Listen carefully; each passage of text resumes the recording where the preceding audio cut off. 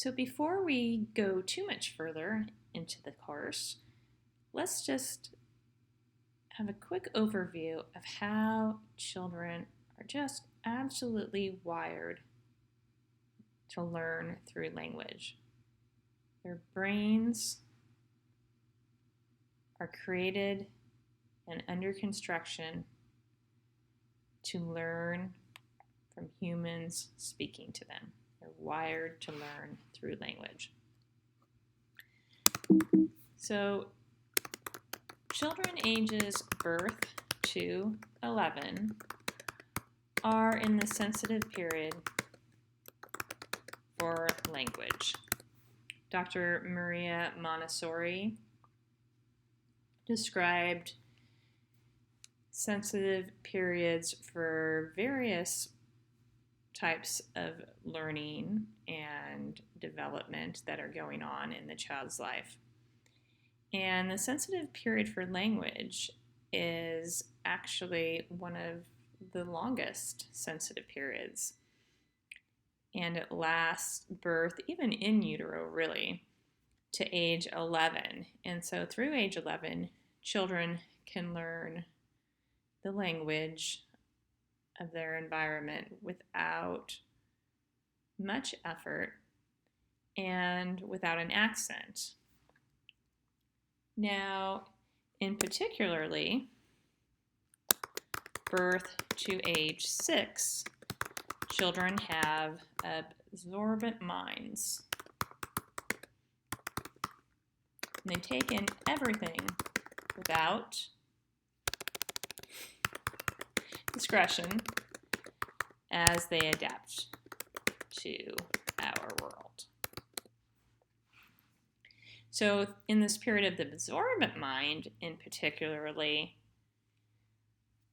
they just learn a language when it's spoken to them. They just learn about the environment through our words just because they're in their environment. Everything goes in without a filter, right? You don't have to make plans for learning. You don't have to study like adults do. They just learn by being in the environment and interacting with the environment. And that includes interacting with adults because we're part of the environment. At birth, newborns turn their heads towards human voices. It's as if there's a light shining on the mouth, on the voice. We can't see a voice, but if we could, a light shining on the voice of the adult in the newborn environment. And, you know how hard it is for a baby to turn their little heads. Their necks aren't that strong. They make that effort and they turn their heads to follow the voice. And before the child is born, they would have developed a preference for certain voices, for the sound of their mother's voice, for the sound of other family members that they hear regularly, and they'll turn their heads once they're born, seeking out those familiar voices. I have a friend whose husband would read the same book to their son when he was in utero, over and over, like a nightly thing, the same book about a bunny. And when the child was born, he had some problems at first and had to be taken into the neonatal care, into the NICU unit for care, and was away from the mother, and the mother was having a hard recovery. And when the father went and visited his newborn son, all hooked up to wires, can it be held? He decided to read that same book. And guess what happened? The breathing rate improved. The heartbeat steadied. That voice, and even those familiar words, calmed the child, right? Took the child back to that calm place. So the language we use is so powerful. A child right from birth, even in the womb. Right? So our complex language, whether that's English language or Spanish, any language we're speaking, but this ability to have a complex language is uniquely human.